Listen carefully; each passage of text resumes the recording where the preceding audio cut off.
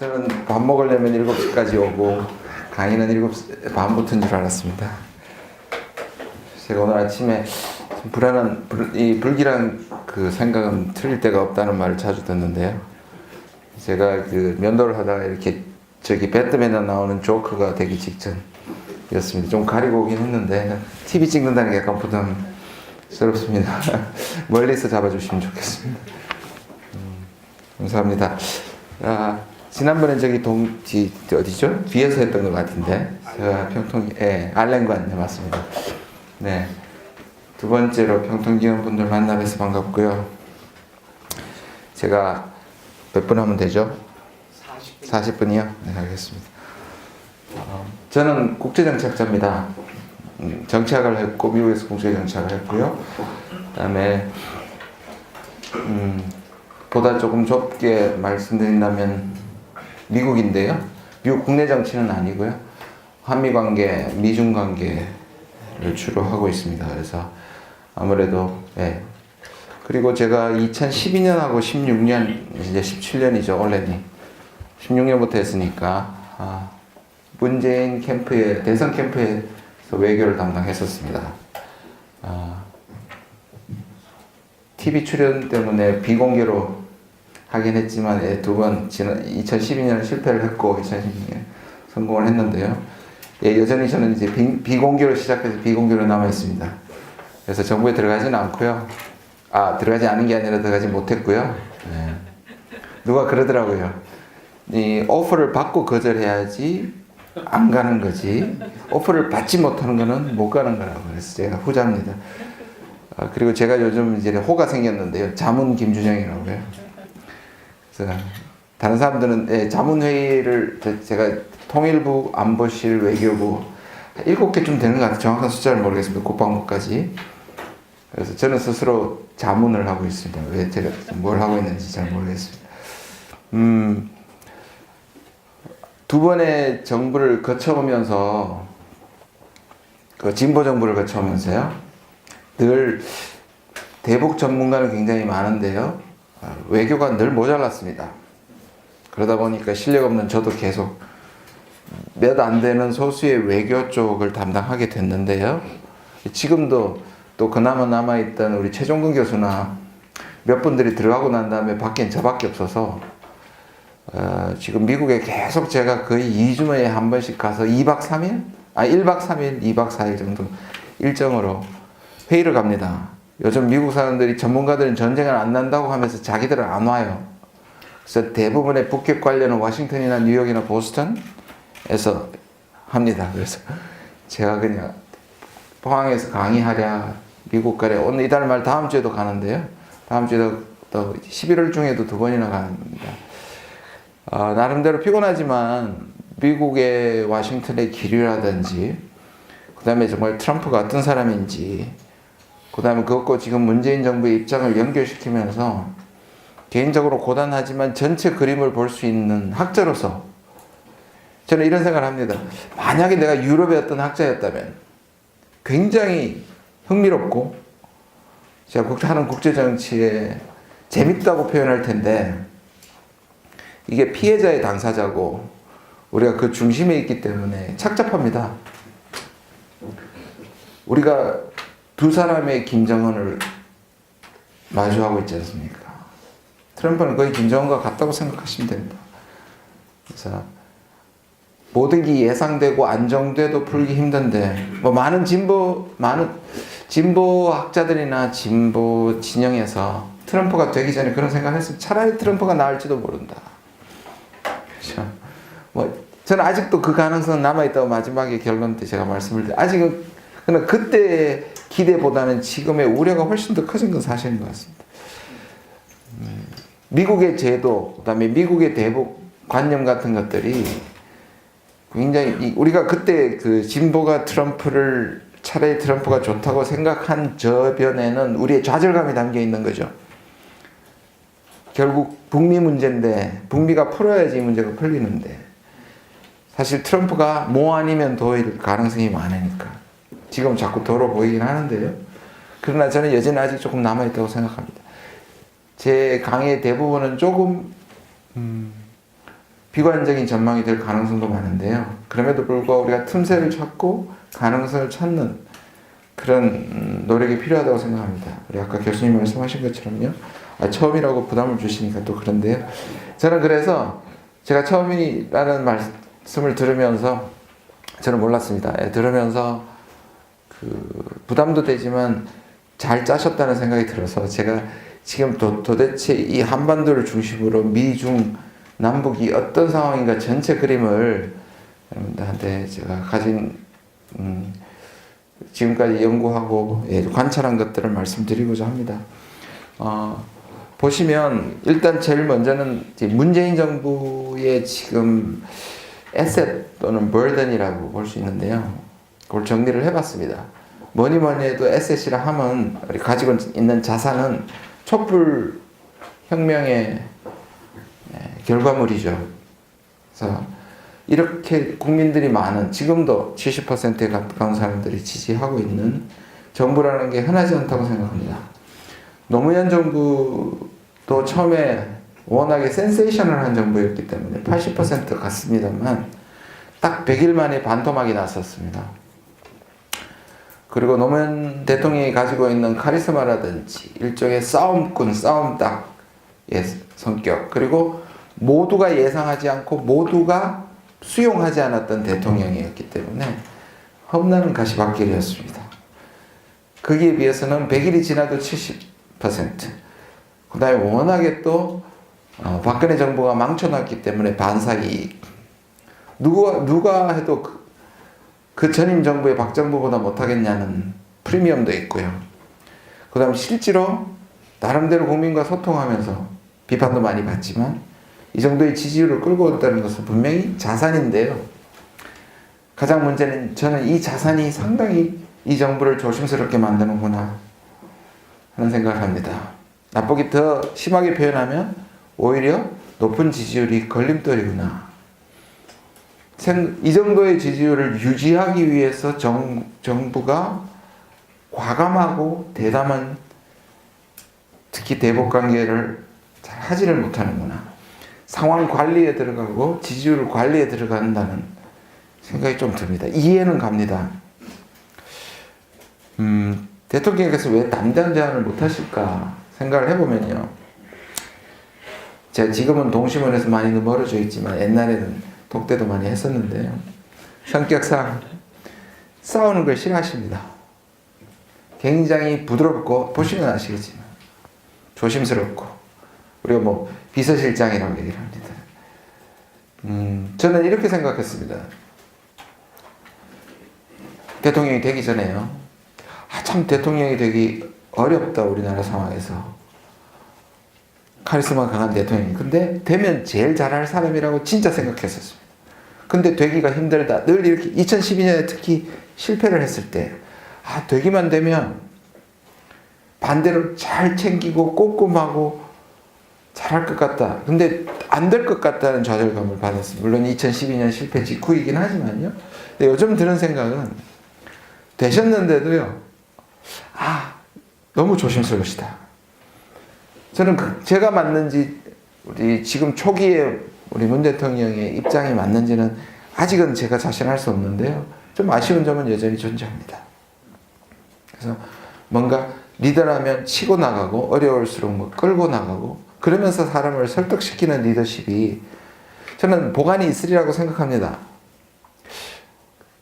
이 표현조차도 안 했으면 좋을 텐데 진심이 느껴져서 제가 인용을 하고 싶은데 2번 정도인 것 같습니다. 국무회의와 또 5부 요인 모아서 하신 말씀. 베를린 구상 갔다 오신 다음에 특히 그렇게 말씀하셨죠. 내가 세계의 많은 지도자들을 만나고 있지만 참 한국이 할 수 있는, 내가 할 수 있는 일이 참 없다, 옵션이. 얼마 전에 5부 요인 만났을 때도 그 얘기를 했습니다. 안심시키고 뭔가 할 수 있다. 얼마 전에 제가 뉴스를 보니까 저도 비행기에 대해서 약간 포비아가 있는데 공포가 있는데요. 에어아시아나에서 어떤 승무원이 아마 비행기가 강할 때 먼저 울고 난리가 나니까 승무원들이 막 울었다고. 그 승객들이 굉장히 공포에 휩싸였다고 얘기하지 않습니까? 약간 그런 기분이 듭니다. 그래서 대통령은 뭔가 보관을 가지고 이 어려움을 헤쳐나가는 거에 대한 그게 공갈포면 안 되지만 그래도 뭔가 보관을 갖고 했으면 좋겠다. 그게 있어야지 우리가 보고 안심을 할 텐데 이런 생각이 듭니다. 이 미치광이 전략을 구사하는 이 두 사람 사이에서 중심을 잡아줄 사람이 됐으면 좋겠다. 그럼 당연하잖아요. 우리가 가진 가장 큰 비극 중에 하나가 북핵 문제, 북한 문제, 한반도 문제의 가장 큰 피해자면서 가장 레버리지가 없다는 겁니다. 할 수 있는 일이 별로 없습니다. 그냥 이건 4대 사상이거나 그냥 좌절감이나 무력감이 아니라 실제로 객관적으로 봐도 결국 우리가 오히려 미국이나 중국을 아웃소싱을 해가지고 우리가 레버리지를 미국과 중국으로부터 가져와야 하는데 오히려 미국이나 중국이 한국을 아웃소싱하고 있습니다. 미국과 중국이 한국을 놓고 간을 보고 있고 한국을 놓고 돌팔매를 하고 있고 중국은 한국을 통해서 제재를 통해서 미국을 시험하고 있고 미국은 사드를 통해서 중국을 시험하고 있습니다.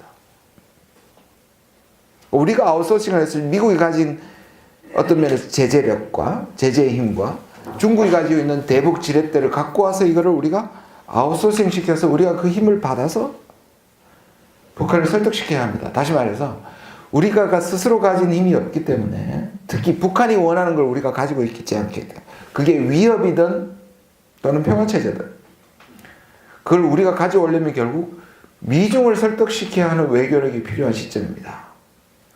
근데 보시다시피 우리는 중국한테 얻어맞고 미국의 강경책에 딸려가는 듯한 지금의 구도가 굉장히 아쉬운데요.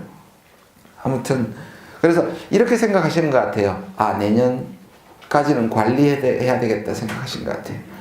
그래서 내년에 지방선거를 이기면 뭔가 힘을 받아서 나가겠다.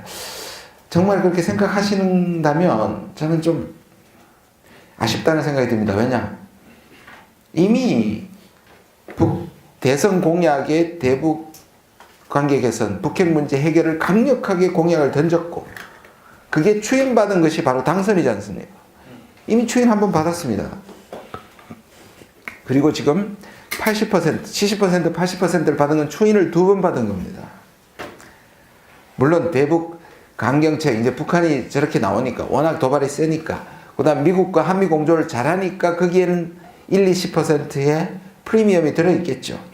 그걸 거꾸로 생각한다면 2번의 추인은 충분히 대담한 제안을 할 수 있는 걸 이미 추인받았는데 왜 또 3번이 필요한가? 과연 3번째는 받을 수 있는가? 3번째를 받으면 처음보다 힘이 세질까? 3번째를 받으면 대북 강경책을 원하는 소위 말하는 보수 기득권은 3번째 추인을 받으면 항복하는 걸까? 더 이상 비난하지 않을 건가? 거꾸로 생각하면 차라리 80%가 있을 때 20%의 하락을 각오하고 그래서 제가 대통령이 안 돼봤어. 딱 그 자리에 앉으면 일단 관리 저는 굉장히 무서울 것 같다는 건 인정합니다. 안보실이나 특히 안보실에 앉아있으면 수백 통의 전문이 오가고 있습니다. 그 중에 내가 하나라도 제대로 관리를 못하면 나라의 운명이 어떻게 될지도 모르겠다. 트럼프는 전쟁이 일으킬 것 같고 북한은 도발을 할 것 같고 내 하나 결정 하나에 피가 마를 것 같습니다. 그러나 그럼에도 불구하고 리더라는 것은 판단을 하고 뭔가 제안을 하고 문제를 푸는 쪽으로 가야 한다고 생각합니다. 근데 지금 문정부의 지금 입장은 초기에는 대담한 제안을 하고 싶어 했고 했습니다. 사실은 G2에 베를린 구상을 했는데 아쉽지만 한 겁니다. 그거는. 그런데 지금은 아마 상황을 잘 관리하다가 내년쯤에 지방선거에서 승리를 하면 그 추동력을 받아서 밀고 나가겠다. 저는 그 일정이 대통령의 의도대로 정부대로 의도대로 갔으면 좋겠다는 마음을 얘기하면서 지금 상황을 말씀을 드리겠습니다. 그 그림을 보시면요. 지그재그로 좀 나가는 측면 여러분들 그렇게 이해를 하실 겁니다. 왼쪽은 engagement, 오른쪽은 pressure입니다. 그래서 왼쪽에서 베를린 구상 3번의 아주 중요한 흐름이 있습니다. 그렇죠? 베를린 구상, 8.15 경축사, 그 다음 유엔 회의. 이게 대통령이 생각하는 원래 본심이겠죠. 지금 정부가 가야 하는 길입니다. 그렇죠? 내용이 부족하고 어떤 사람들은 10년 전에 캐비넷을 뒤져서 나온 걸 다시 재탕한다 라고 얘기하겠지만, 그래도 기본적으로 이 라인은 우리가 원하는 바고 한국이 해야 되는 부분입니다. 그리고 명목상이나마 한국에게 운전석을 넘겨줬다고 했고, 그 자구는 저는 충분히 의미가 있다고 생각합니다. 근데 오른쪽을 보시면 왼쪽을 얘기했던 사람인가 하고 싶을 정도로 반대 얘기를 하고 계십니다. 반대의 목소리를 보고 있습니다.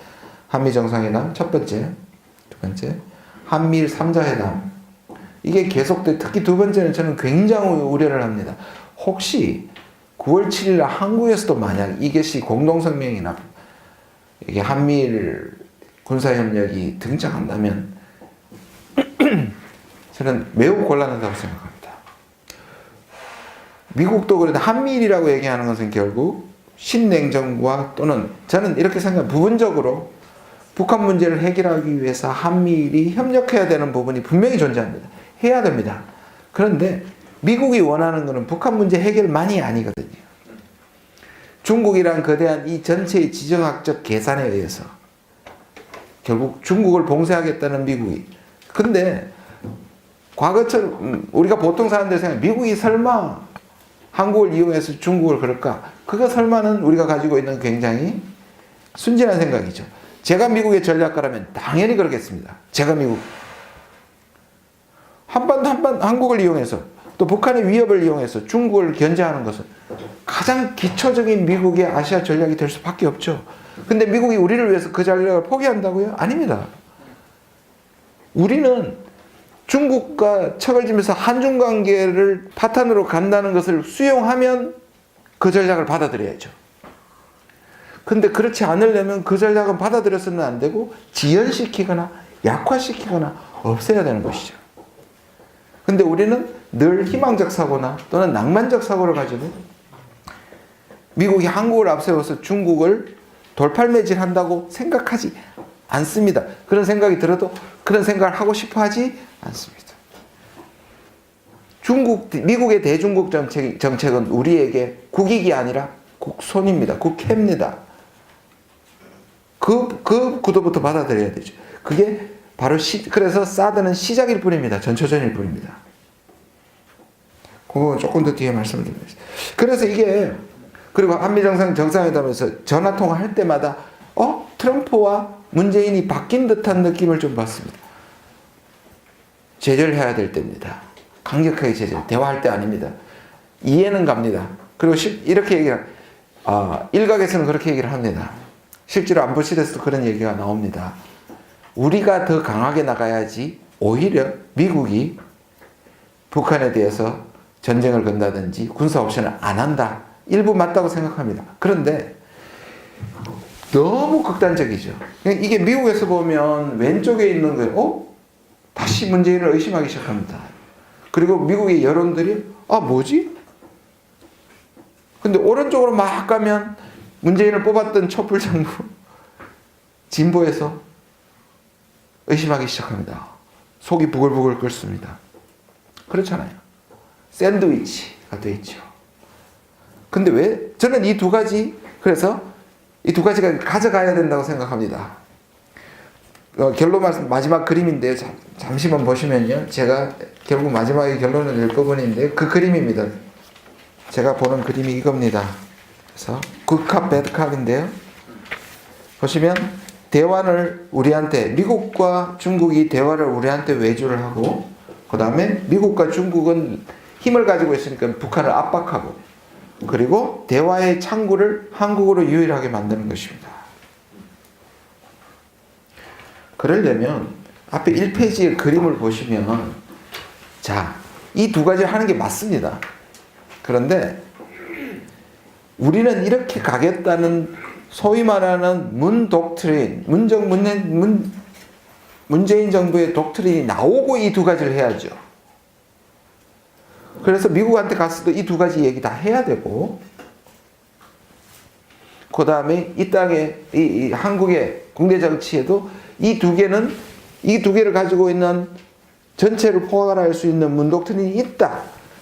그래서 이 두 개를 한다는 걸 보여줘야 되는데 그거 전혀 없이 이쪽에만 갔다가 저쪽에만 갔다가 지그재그로 보이고 비일관적이고 도대체 문독트린이 있는가 순간순간 달라지고 오히려 상호 엄청난 모순을 보이는 이 두 가지의 스윙이라고 그러죠. 그거를 붙잡는 문정부의 독트린이 불확실하다고 보여집니다. 왜 불확실하냐? 미국 때문입니다. 가지고 있었습니다. 북한 때문입니다. 자, 미국 때문에 대한 오해는 이렇습니다. 제가 캠프 때 이거는 뭐 제가 칼럼에도 썼고 팟캐스트에서도 했던 말인데요. 실제로 대선이 승리가 거의 확실할 때 한 달 전 정도였었던 것 같습니다. 대선 한 달 전에 캠프에서 한 30-40명이 미국을 왜 문제가 됐던 거 기억나시죠? 북한이라도 먼저 가겠다 때문에 야단 났었죠. 그래서 내부에서 미국을 빨리 갈 거냐 늦게 갈 거냐의 논쟁이 있었습니다. 저는 당연히 늦게 가야 된다고 생각했습니다. 7대3이었습니다. 제 목소리를 동의하는 사람이 한 10%였고 반대하는 사람이 한 30%였습니다. 빨리 가자는 사람의 이유는 간단했습니다. 안 그래도 오해가 깊은데 한국의 보수의 오해도 문제지만 미국에서 제2의 노무현이다. 제2의 김대중이다. 북한이 저렇게 북핵을 발전시키는데 한국에 진보 정부가 와서 미국의 강한 정책 트럼프의 맥시멈 프레셔를 약화시킬지도 모른다. 그러니까 빨리 가자는 사람 빨리 가서 오해를 풀어야 된다. 한국의 안보를 위해서 그리고 북한의 핵을 포기시키기 위해서는 한미공조가 가장 중요하다. 저 같은 늦게 가야 된다고 생각하는 사람들은 하나 더 보태면 빨리 가야 되는 사람들이 우리가 지금 정치 공백 6개월 동안에 늦었다. 막 급박하게 돌아가는데 한국이 패싱이 됐다. 그러니까 빨리 가서 우리가 중요한 액터가 돼야 된다. 저같이 뒤에 가야 돼. 얘기하는 사람은 이미 늦었다. 그리고 늦게 가는 자의 latecomers advantage가 있다. 왜? 지금 전체 돌아가는 거를 좀 살피고 난 다음에 그 다음에 트럼프가 아직 불확실하니까 좀 더 트럼프를 겪어보고 그 다음에 또 제가 말씀드린 그는 뭐냐면 우리가 미국에게 약간 불편할 필요가 있다. 저는 외교에 불편할 필요가 있다고 생각합니다. 빨리 미국을 오해를 푼다고 해서 미국이 그 오해를 풀면 한국을 다 안아줄 거다 그렇게 생각하지 않습니다. 저는 미국은 그런 것이 아닙니다. 미국은 실용적이고 국가로 움직일 때 미국은 철저하게 국익 위주로 거기에다가 트럼프는 뭐라고 얘기합니까? America First입니다. 그 말은 듣기에는 맞는 말이죠. 우리가 국익이 최고죠. 근데 국익에 반대되는 것은 동맹이든 파트너든 적국이든 다 국물도 없다. 이 말이거든요. 거기에 혈맹이며 자유이며 우리가 50년의 역사, 60년의 역사를 했다는 건 아무 의미가 없습니다. 다른 어떤 가치나 이념이나 역사 같은 것을 다 부인하겠다는 겁니다. 무조건 심하게 얘기하면 동맹이라도 강압적으로 했으라도 자기가 원하는 걸 빼내겠다. 저는 요새 빵 셔틀을 하는 것 같아요, 우리가. 자, 그런데 그래서 일단 그런 권고안을 올렸습니다. 당연히 그때 후보 때도 이게 맞다고 생각했는데 딱 전화하자마자 전화 한마디에 모든 게 바뀌었습니다. 6월 달에 갔습니다. 제가 분위기를 그 첫 번째 정상회담의 분위기를 다 말씀드리면 이게 공개된다니까 제가 말씀 못 드리니까 제가 나중에 뭐 혹시 뒤에 묻고 싶으신 분들이 얘기를 하겠습니다. 잠시. 하여튼 우리가 겉에 나와 있는 합의문은 우리가 많은 것을 읽고 얻어낸 6개의 합의문입니다. 근데 그 6개의 합의문 중에서도 CVID라는 이게 아시지 않습니까? 그죠? 완전하고 불가역적이고 그 다음에 검증 가능한 비핵화. 말은 좋아요. 근데 그게 목적에 안 놓였단 말이에요. 그거는 전제 조건이 다시 되어버렸습니다. 두 번째, 아까 말씀드린 한미일이요. 한미정상 첫 회담이 한미일의 협력을 규정해놨다. 자, 그거 우리가 잘 됐다고 얘기하는 첫 번에도 두 가지는 아주 암적 요소인데요. 그 이면에 저거 6개라도 끌어내기 위해서 한국이 양보한 게 너무 많습니다. 그 중에 하나가 저는 사드라고 생각합니다. 자, 첫 번째가 아까 말씀드린 미국의 오해를 풀다가 미국의 프레임에 걸려들었다고 저는 생각합니다. 왜냐하면 지금의 미국의 정부는 오바마와도 다르고 물론 크게 달라지지 않았을 거라 생각합니다. 클린턴도. 그러나 특히 미국에 지금 군부가 붙잡고 있습니다. 매티스와 맥메스터. 그 다음 북한입니다. 북한이었습니다. 지금 제가 말씀드린 거 왜 문재인 정부의 꿈이 처음에 대북 관계 개선, 북핵 문제 해결, 근본적 해결, 포괄적 해결, 단계적 해결이 왜 어그러졌나를 말씀드립니다. 미국은 전혀 그럴 생각이 없는 미국을 설득시키지 못했습니다. 첫 번째. 오히려 미국의 프레임에 미국의 주도권을 뺏겼습니다. 두 번째, 북한입니다. 북한이 생각보다 훨씬 더 도발적이고 그 다음에 실험을 했고 이것이 가속화되니까 명분이 사라졌습니다. 명분이 많이 약해졌습니다. 근데 여기에 대해서도 저는 약간의 문제점이 있다고 생각합니다. 그럴 줄 몰랐다는 게 저는 이해가 가지 않습니다. 우리가 조금 진심으로 대하면 북한이 나와요? 박정부가 사라지고 문정부가 나오면 북한이 갑자기 황골 탈퇴해서 우리가 손잡는다고요? 그게 얼마나 순진하고 어리석은 생각입니까? 나는 진보적인 진영 중이나 이렇게 평화운동하고 북한에 대해서 우호적이었다가 스스로 삐지는 사람들을 이해할 수가 없습니다. 한번 보십시오. 내가 그렇게 나는 북한을 종북 소리 들어가면서 빨갱이 소리 들어가면서 북한을 이해하고 대화를 하는데 내 손을 안 잡아? 그야말로 순진하며 잘못된 전략적 사고라고 생각합니다. 북한에 이렇게 나올 걸 충분히 감안했어야죠. 북한이 원하는 걸 준비했어야죠. 그 말은 북한이 따라가라는 게 아니라 북한이 원하는 지렛대를 미국을 설득해서 가져와서 너 북한이 원하는 건 뭡니까? 첫 번째 대북 적대시 정책입니다. 생존입니다. 근데 한국이 나와가지고 우리가 내 생존을 보호해 줄게. 북한이 바보입니까? 자기들의 생존을 보존할 건 미국밖에 없는데 그러면 우리가 방법이 뭡니까? 미국을 설득시켜서 쟤들의 생존은 우리를 거쳐서 승인하지 않고는 미국이 절대로 철회하지 않는다는 걸 미국한테 받아내서 대신에 우리 가서 얘기할게. 너는 계속 제재하고 미국의 강력함을 보여주고 있어. 이거잖아요. 이 두 가지가 어걸러지는 겁니다. 북한이 조금 더 도발적이고 김정일보다 좀 더 미친 것 같고 그거는 트럼프가 오니까 더 쫄은 거죠. 그러니까 더 가속화시키는 겁니다. 이번에 왜 도발 안 했을까요? 저는 이영호가 선전포고 그러니까 유엔 연설 말고요. 비원비가 올라가고 그날 호텔을 나서면서 길에서 인터뷰 한 부분에서 선전포고란 말을 했습니다. 미국이 비원비가 올라간 것은 풍계리까지 갔다는 첩보가 있습니다. 거의 풍계리 가장 최단거리까지 핵실험장까지 미국이 보여준 거예요. 북한이 저는 쫄았다고 생각합니다. 그 표정을 자세히 봤습니다. 제가. 그러나 북한은 멈추지 않으리라고 생각합니다. 저는 한 번 더 계속 고조돼서 진짜 때릴 수도 있다고 생각하는 것 같아요. 근데 그 부분까지는 전 위험하지만 그래도 계획 속에서 그랬다면 잘했다고 생각해요. 그러나 그 뒤에 뭐가 없냐면 그거를 이끌어서 대화로 유도하는 안은 미국에도 없고요. 한국도 그럴 생각이 별로 없습니다. 전쟁은 막는 건 중요하고 당연히 방지해야 되고 우리 허락 없이 전쟁해서는 안 된다고 얘기해야 되지만 이 압박 상황을 끌어낼 수 있는 대화의 창구는 전혀 마련되어 있지 않고 어떤 노력도 현재로는 없습니다. 다음 페이지로 넘어가면 미국을 잠깐 설명드리겠습니다. 제가 그림 위주로 설명하면 될 텐데요. 자, 트럼프는요. 제가 판단하는 트럼프는 일단 4년간 이렇게 많은 사람들이 그렇게 얘기했을 때 제가 동의하지 않았는데요.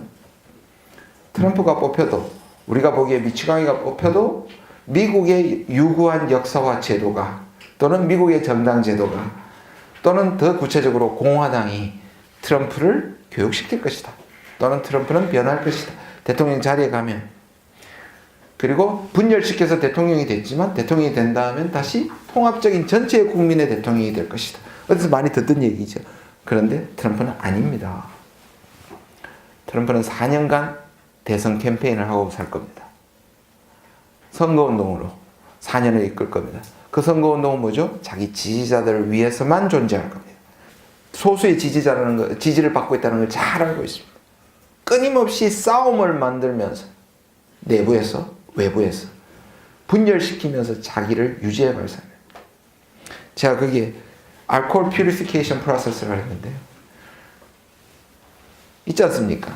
계속 증류를 하면 알코올은 독해지죠. 그것과 똑같습니다. 하드코어 지지자들만 가지고 4년을 가겠다는 겁니다. 재선 안 한다 그랬죠. 안 되기도 하겠지만. 재선에 도전 안 한다는 표시를 했죠. 저는 하든 안 할 것 같습니다. 놀고 싶을 것 같아요. 한몫해서. 저는 트럼프가 이런 것들이 몸에 배어있다고 생각합니다. 저는 골프를 안 치면 골프 치시는 분들 아시죠? 골프 근육이 있다고 얘기하죠. 트럼프는 수십 년간 누구와 협상, 분열 이런 걸로 자기 인생을 보낸 사람입니다. 그런데 그 머리에는 소위 말하는 전략가의 지능은 없다고 봅니다. 저는. 미국이 전체 그림을 그리지 않습니다. 그때그때 순발력으로 합니다. 제가 미국의 고위관리들을 만나서 하는 말이 자기들이 소방수래요. 트럼프가 불을 지르면 가서 불을 끈대요.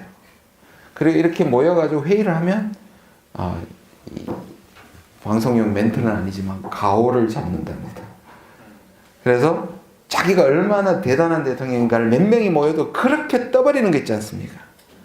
그리고 예를 들어서 북한에 대해서 군사 옵션 생각해. 저 건방진 김정은의 입을 막아버리고 아주 혼내줄 걸 생각해. 이렇게 얘기한답니다. 그런데 그리고 사람들이 이따가 그걸 잊어버린답니다. 두세 시간 있다가 팔로우업을 하지 않는답니다. 그래서 이 매티스 국방장관이 이제 아는 거예요. 트럼프를 어떻게 다루는지. Such a great idea. Good. You're smart. 해놓고 안 한답니다. 그냥 가서 자기 일 하면 된답니다. 이건 우리한테 뭘 시사하느냐면 트럼프의 저런 발언들은 자기의 정치적 생존을 위해서 푸닥거리를 하는 겁니다. 그리고 자기는 이걸 굉장히 잘한다고 생각합니다. 그런데 거기 뒤에 보시면 세 가지의 권력 구조가 있습니다. 보시면 트럼프. 지금 트럼프가 푸닥거리를 지지하는 사람들이 몇 사람 있습니다. 그게 배넌 지금 나갔지만 그 다음에 밀러 같은 사람입니다. 오늘날의 트럼피즘을 만든 사람들이라고 있었고 이 사람들은 반중 친러입니다. 러시아를 이용해서 시리아에서 IS 문제를 해결하려고 했던 것이 원래 의도였습니다. 그런데 러시아 스캔들 때문에 내통 스캔들 때문에 이게 좌절됐죠.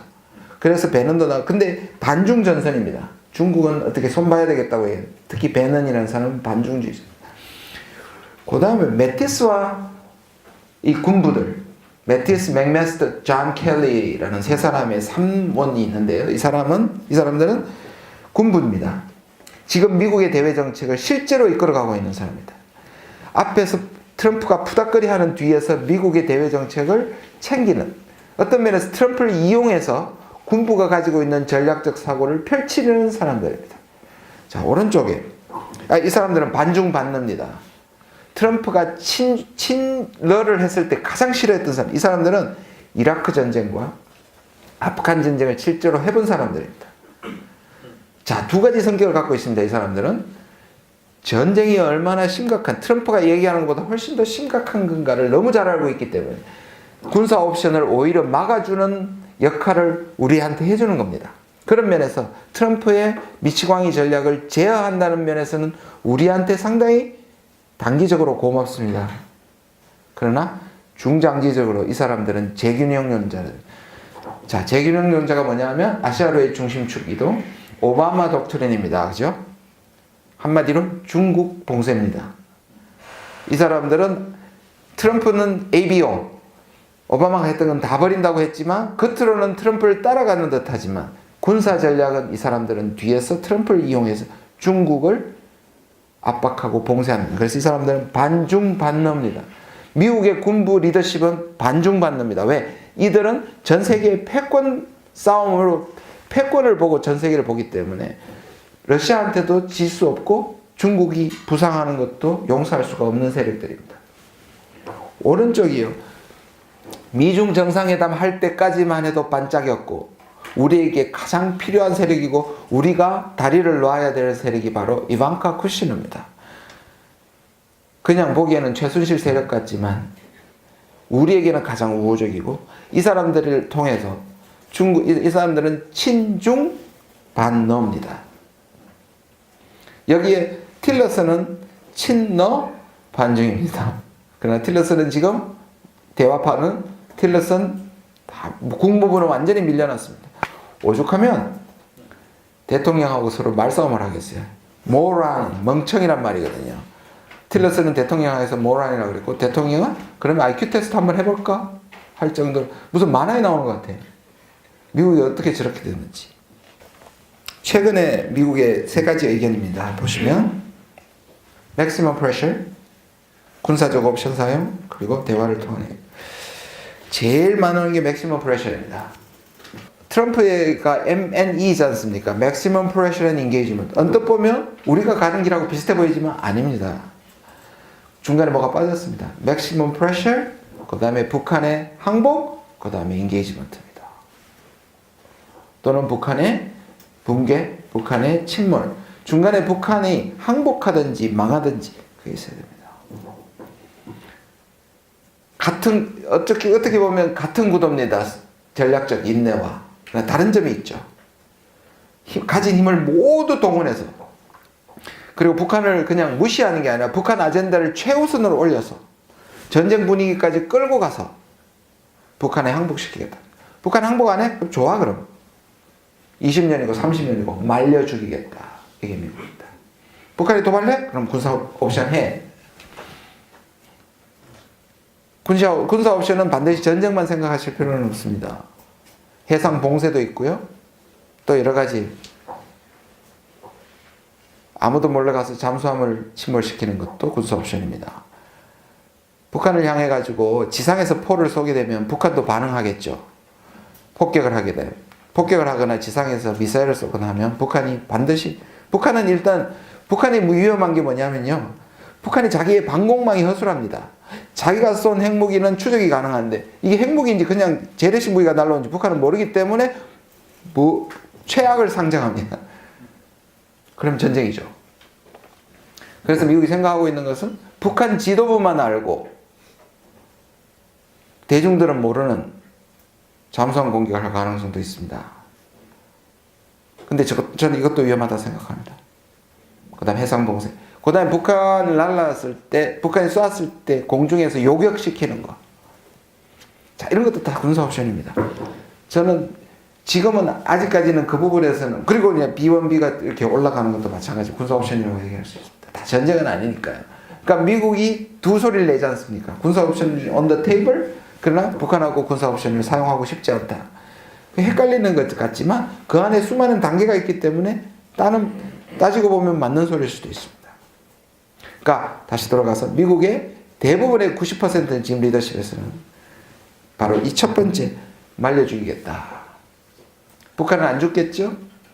그럼 북한 버티겠죠? 북한 경제 괜찮습니다. 물론 장기적으로 그러니까 미국도 알고 있습니다. 미국은 모르겠습니까? 그러나 10년이 걸리든 20년이 걸리든 뭐 그러겠죠. 트럼프가 계속 가냐? 그거는 상관하는 일이 아니죠. 어찌됐든 이 군부들은 북한을 고사시키겠다는 겁니다. 그러면 우리한테 다가오는 가장 예상 시나리오는 뭘까요?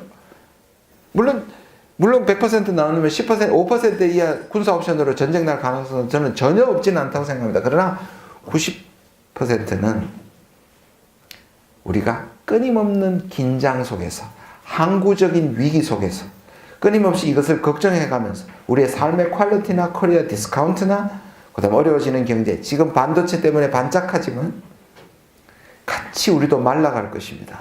거기에다가 한중 관계가 나빠지면 최악으로 치달을 수 있다는 것이 제 생각입니다. 그러니까 5%, 90% 나머지 5%라도 우리가 결국 대화로 이끌고 남북 관계가 좋아지지 않으면, 다시 돌아가지만 남북 관계가 좋기 위해서는 미국을 설득하지 않으면 문제는 해결되지 않는다고 생각합니다. 자, 지금 구도는 3페이지입니다. 거기 제가 그림 위주로 주로 설명을 말씀드리겠습니다. 자, 한국이 베를린 구상으로 북한한테 던졌죠? 그럼 북한이 베를린 구상을 다시 해가지고 받아가지고 한국으로 던져줘야 되는데 북한은 미국으로 ICBM을 쏴버렸습니다. 그렇죠? 그러면 미국은 뭐 합니까? 사드 배치로 중국을 향해 날립니다. 그럼 중국 우리한테 제재를 하는 거죠.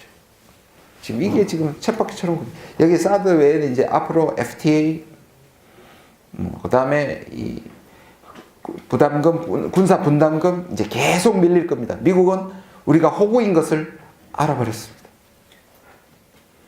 다 꺼낼 수 있다고 생각합니다. 저는 FTA 우리 절대로 못 이깁니다. 왜?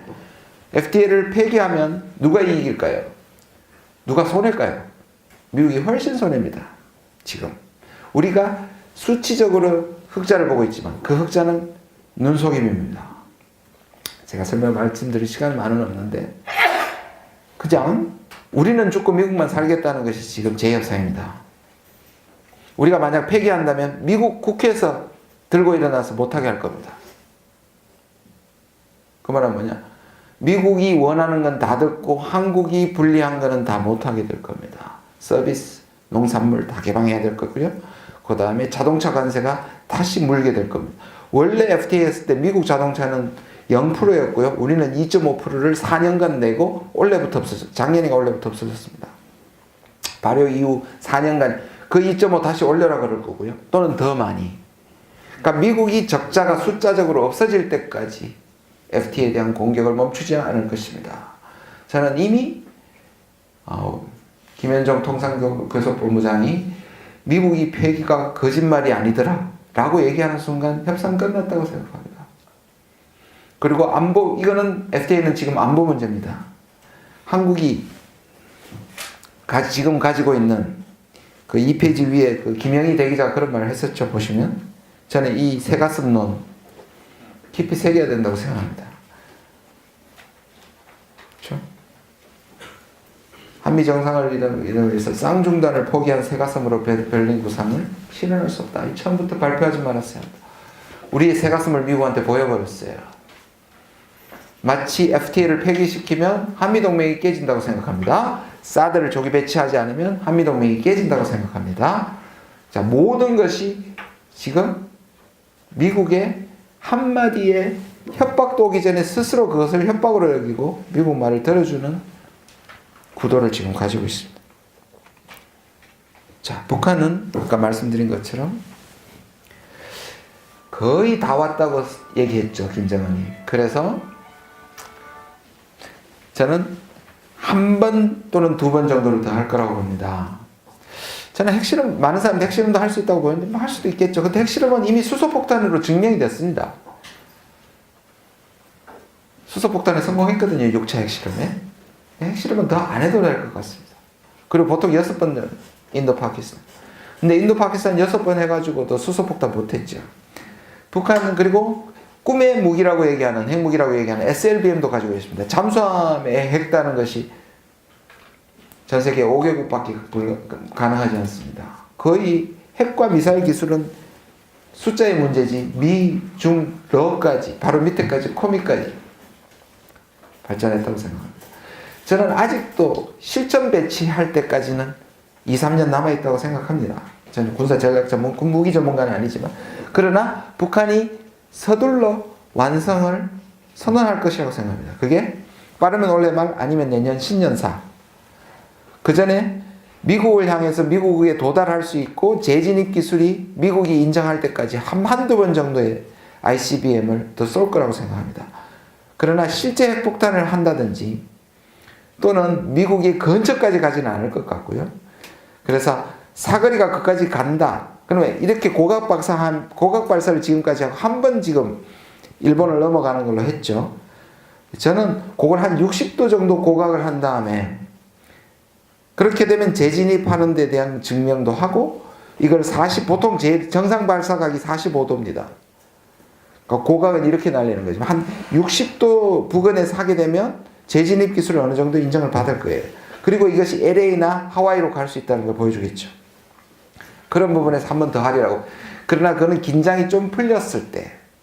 그래서 미국이 군사옵션을 하지 않은, 그리고 딱 때리고 일방적으로 도발 중단, 실험 중단을 선언할 가능성도 있다고 봅니다. 상황에 따라서. 아니면 시차를 뒀다가 내년이 이제 더 이상 실험은 필요 없다. 우리는 핵보유국이다. 완성했다고 하겠죠. 그 다음부터는 뭐 하느냐? 북한은 미국과 일본, 한국이, 특히 미국이 굴복하고, 자기들 입장에서 굴복하고 대화를 요청하는 것이 바로 북한의 계획입니다.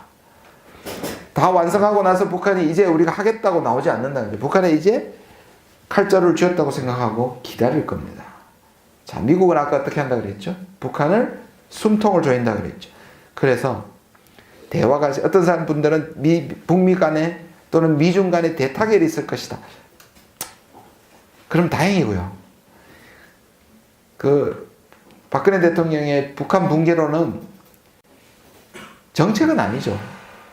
우리가 할 수 있는 게 아니라, 그러면 북한을 옥죄서 붕괴시킬 수 있었다면 그게 정책이지만, 북한이 붕괴되기를 기다리고 감나무 아래서 감이 떨어지기를 기다리는 건 한 나라의 대외 정책은 아니죠. 마찬가지입니다. 북미 타결이 한 나라의 대외 정책은 아니죠. 대타결 하는 게 우리 정책입니까? 아니죠. 그러면 고맙죠. 진짜 북미가 그래주면. 그러나 제가 보기에는 훨씬 더 가능성이 있는 것은 그런 대치가, 서로에 대한 대치, 그리고 제재, 전쟁 위협이 상당 기간 오래 갈 것이라는 겁니다. 마지막, 그럼 우리는 어떻게 해야 되냐? 모두에 좀 더 말씀을 드렸지만, 문재인 정부의 신대북 정책에 저는 기조는 있다고 생각합니다. 세 가지인데요. 근본적 해결. 박근혜 정부는 이 근본적 해결을 통일이라고 봤죠. 통일되면 근본적으로 해결된다고 생각했으니까. 특히 뒤에 많이 그랬고, 시진핑 방문해가지고, 전성절에 방문해가지고, 이걸 가지고 30분 동안 시진핑을 설교를 했다고 얘기를 하죠. 시진핑은 좀 고깝지만 와줬으니까, 미국 동맹국 파트너 중에 유일하게 전성절에 참가했으니까 끝까지 들어줬다고 얘기합니다. 그래서 돌아오는 비행기 안에서 자랑을 했었죠, 박근혜.